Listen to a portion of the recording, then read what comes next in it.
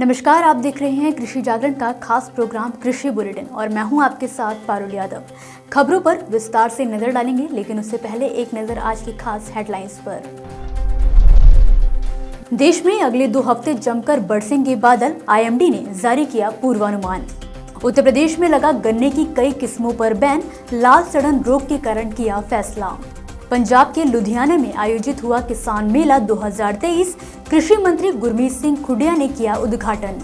किसानों को सशक्त बनाने के लिए नाबार्ड और यूएनडीपी में हुआ करार, खेती की नई तकनीकों पर होगा काम। समस्या नहीं, प्रदूषण का समाधान बनेगी पराली, इससे बने इथेनॉल से उड़ेंगे जहाज व हेलीकॉप्टर।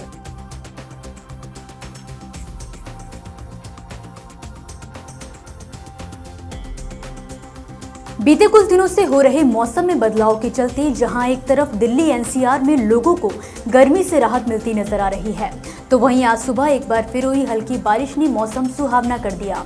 इस बीच आने वाले दिनों के लिए मौसम का पूर्वानुमान जारी करते हुए आईएमडी ने यह ऐलान किया है कि अगले 2 हफ्ते पूरे देश में मॉनसून सामान्य से लेकर सामान्य से अधिक रहने की उम्मीद है। यानी कि इस दौरान देश के लगभग हर राज्य में हल्की से मध्यम या कुछ स्थानों पर भारी बारिश दर्ज की जा सकती है।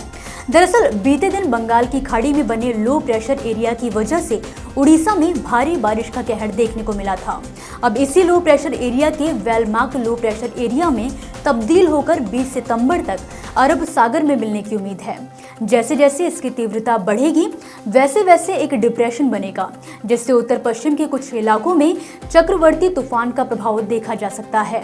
आईएमडी द्वारा जारी किए गए पूर्वानुमान की माने तो 22 से 28 सितंबर के दौरान पूरे देश में वर्षा सामान्य रहेगी, जबकि महाराष्ट्र, कर्नाटक और उड़ीसा समेत कई राज्यों में सामान्य से अधिक बारिश की उम्मीद है। वहीं अभी से अगले 4 या 5 दिन की बात करें तो देश के अलग अलग हिस्सों में अच्छी बारिश होने की आशंका जताई गई है। कृषि वैज्ञानिकों द्वारा लगातार ऐसे शोधों पर काम किया जा रहा है जिनके जरिए किसानों को फसलों की बेहतर किस्मों और बेहतर कृषि तकनीकों से रूबरू कराया जा सके। इसी कड़ी में गन्ना किसानों की समस्याओं और गन्ने के बेहतर उत्पादन के लिए हाल ही में भारतीय गन्ना अनुसंधान संस्थान और उत्तर प्रदेश गन्ना शोध परिषद शाहजहांपुर के गन्ना किसान विभाग द्वारा किसानों को कुछ जरूरी सलाह जारी की गई है। दरअसल हाल फिलहाल में गन्ना किसानों के सामने इसकी फसल में लाल सड़न रोग लगने की समस्या सबसे ज्यादा उभर कर सामने आ रही है, जिससे बचाव के लिए उत्तर प्रदेश के गन्ना एवं चीनी आयुक्त पीएन सिंह की अध्यक्षता में एक बैठक की गई। इस बैठक में गन्ने की कुछ ऐसी किस्मों को बैन करने का निर्णय लिया गया जिनकी वजह से लाल सड़न रोग के बाकी किस्मों में भी फैलने की संभावना बढ़ जाती है। इनमें CO 11015 और को PB 95 नामक किस्में शामिल हैं। दरअसल राज्य में लाल सड़न रोग का प्रमुख स्ट्रेन CF13 है, जो कि प्रदेश में उत्पादित की जाने वाली गन्ने की प्रमुख किस्म 0238 को भयानक रूप से प्रभावित कर रहा है। ऐसे में इन किस्मों की बुआई नहीं करने का सुझाव दिया गया है। वहीं अगर कोई किसान अनाधिकृत रूप से इसको बढ़ावा देता है तो उसके खिलाफ कार्यवाही करने के निर्देश भी जारी किए गए हैं। पंजाब के लुधियाना स्थित पंजाब कृषि विश्वविद्यालय में बीते गुरुवार को 2 दिवसीय किसान व पशुपालन मेले की शुरुआत की गई। इस खास मौके पर कृषि मंत्री गुरमीत सिंह खुडिया मुख्य अतिथि के तौर पर शामिल हुए और उन्होंने किसान मेले का शुभारंभ भी किया। इस 2 दिवसीय कार्यक्रम में राज्य भर के विभिन्न जिलों से आए किसानों ने हिस्सा लिया और बढ़ चढ़कर खेती व किसानी से संबंधित विषयों पर कृषि वैज्ञानिकों से जानकारी इकट्ठा की। आपको बता दें, मेले को कवर करने पहुंची कृषि जागरण की टीम ने वहां मौजूद कई कंपनियों व किसानों से बातचीत की। मेले में किसानों को नई तकनीकों से अवगत कराने के लिए कई बीज व मशीनरी कंपनियों के साथ उनके एक्सपर्ट्स भी मौजूद रहे। वहीं मेले के दूसरे दिन प्रगतिशील किसानों और अन्य पुरस्कार विजेता उद्यमी और वैज्ञानिकों को पंजाब के मुख्यमंत्री भगवंत मान द्वारा सम्मानित भी किया गया। यहाँ आपको ये भी बता दें कि जहाँ मेले का उद्घाटन कृषि मंत्री गुरमीत सिंह द्वारा किया गया, तो वहीं इसका समापन पंजाब के मुख्यमंत्री भगवंत मान ने किया।